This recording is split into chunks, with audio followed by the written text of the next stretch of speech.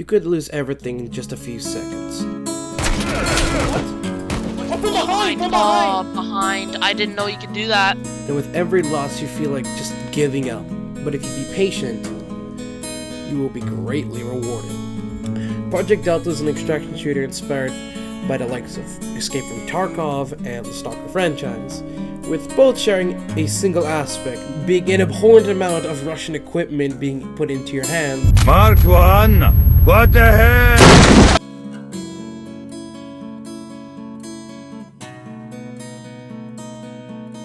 Quests play a massive role in the game, as they're the main way for everybody to progress in terms of being able to purchase better gear, like guns and armor and whatnot. To give you an exact rundown, we have Mikhail, who's the arms dealer, Blaze, who's the armor and equipment dealer, Sophia, aka Nurse, who gives you all things medical supplies, Boss, who you unlock after you do Nurse's questline. It'll take a while, don't worry about it too much. Anna, who is a cosmetic changer, Sorozia, and Tarmo. And if you do Sorozia's and Tarmo's questlines, you just get stuff like a flare gun or an AK, which is super helpful during the early game, assuming you could kill people. Then we have the last two, George and Robert. George is the main vault guy, who you talk to in order to store stuff, and in order to get your vault big, in order to be able to store all your junk and items and whatnot, you need to give him a lot of money, but you only get that by selling and extracting loot. Oh, and Robert? He gives you skins and stuff to gamble with. Yeah, that's it. Oh. Now, to be specific, all the quests in the game that benefit you the most, gear-wise, is Mikhail, Sophia, Blaze, and Boss. The more quests you do, the better gear you will be able to obtain from them. Mikhail's quest lines will give you some monetary reward initially, but also grant you access to higher tiers of guns, ammo, and attachments, from the humble over-under double barrel to the high-powered SUV. Blaze's questlines will grant you access to better clothing and armor, from generic cardboard boxes that you would wear on your body, to actual armored chest rigs, and even ZH's riot helmets. It's pretty nice. Sophia's questlines will allow you to buy better common heals, ensuring that your loot runs never go out with preparation. Or, you know, the ability to sew up a wound because you got shot in the heart. Yikes, that looks like it hurts, but... And finally, Boss's questlines, which are the endgame quests that the player can get massive rewards from.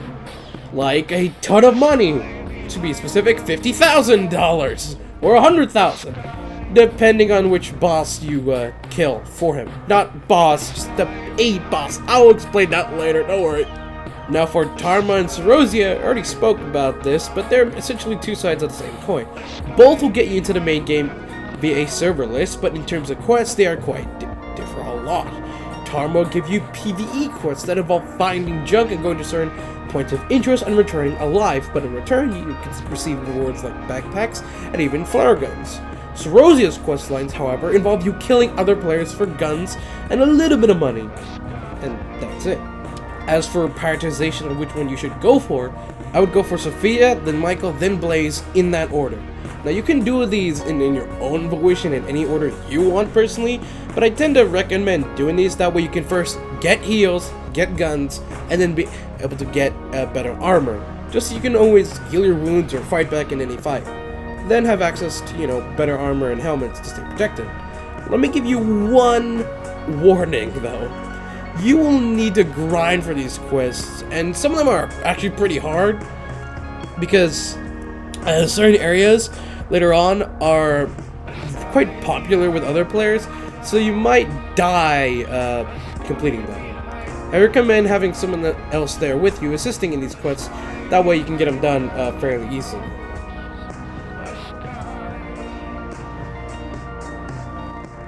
I will not be talking about City 13 and its loot spots, as I genuinely just want to cut the work down.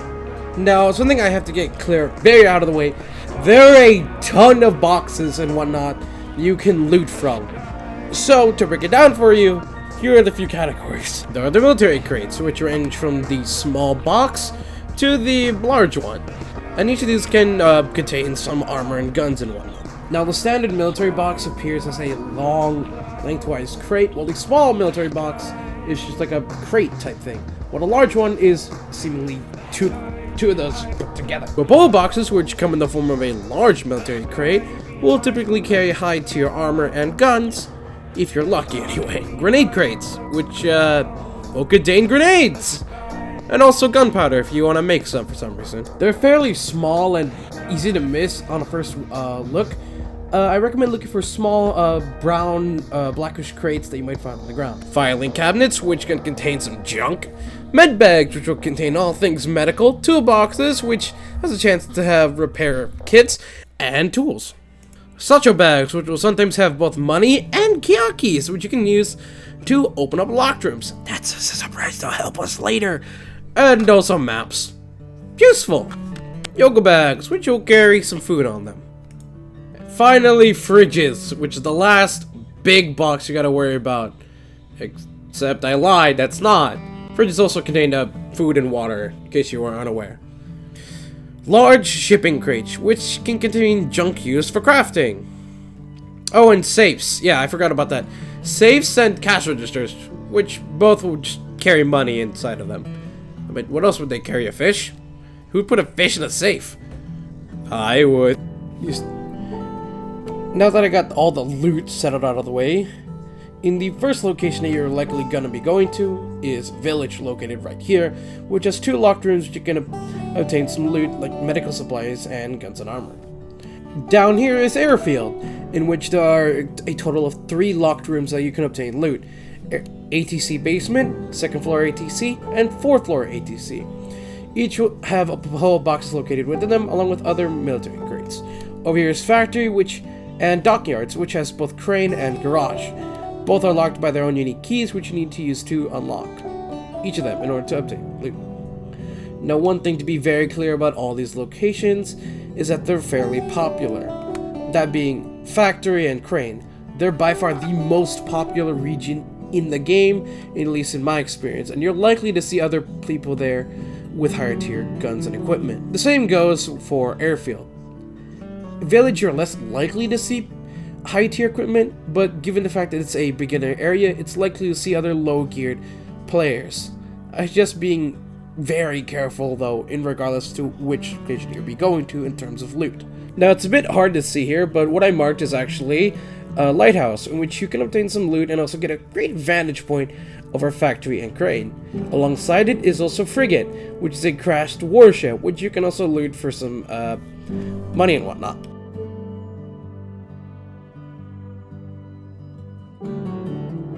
Armor, generally speaking, covers both the head, chest, legs, and even the shoulders. However, the arms usually aren't properly covered, meaning they're vulnerable to attacks from the outside. On top of that, legs typically have less protection than chest rigs. So, if you get shot in the leg, you're likely to take more damage than you normally would in the head. I should probably speak about that. Damage is localized based off the part of your body that is injured. This unique game mechanic is so well modeled to, in fact, that if you get shot in the face, you will die despite wearing a helmet. In other games, if you wear a helmet, it will protect your entire head, even if it doesn't have a face cover. In this game, you need an actual face cover to protect it from getting shot. This adds a whole level of vulnerability to the player that is not something I normally see. It's because of this detailed damage system in the game, the player constantly feels very vulnerable despite wearing heavy armor and whatnot, or wearing mid-tier gear.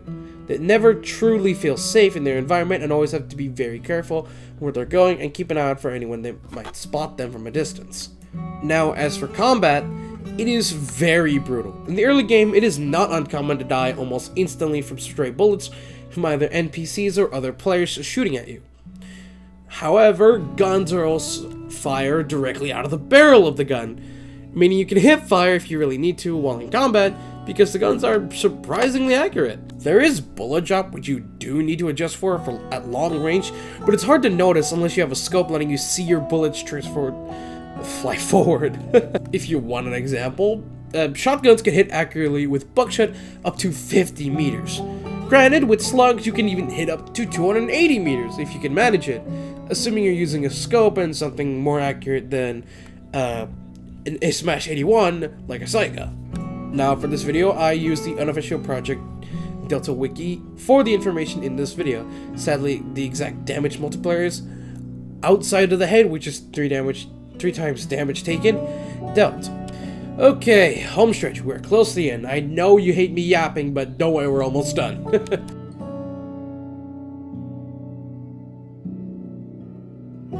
Okay, you got your loot and you extracted. Great. Now who do you talk to get that money?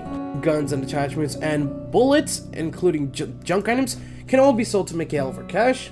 All things medical can be sold to Sophia, aka the nurse, and clothing and armor are all sold to Blaze. And if you have Boss unlocked, you can sell all of these items directly to him for some extra cash. Okay, with this entire shipwreck of a script out of the way, I can confidently say that I both love and hate this game. Hate it because I die and lose all my loot, and love it because I just killed the guy for all this loot. Anyways, hope you guys enjoyed this mess of a video. I love you. Like, subscribe if you enjoyed, and as always, take care. Bye!